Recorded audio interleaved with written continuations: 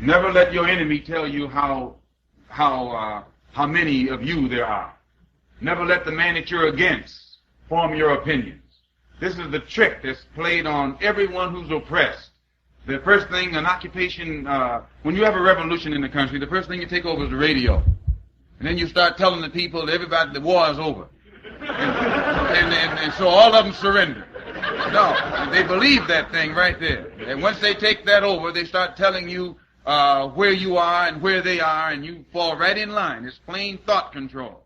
The majority of the American people aren't segregationists. That the majority of the American people aren't imperialists. But the government is, the structure is, the power faction is.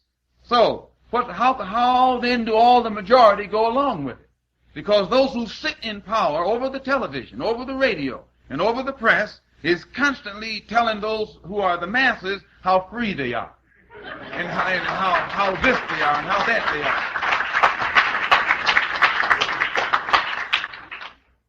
So a mistake is made on your part when you think that white people suffer the same as black people.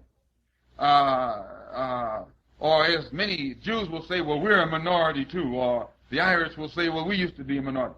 No one's a minority like we are. They didn't need civil rights legislation to solve any other minority problem.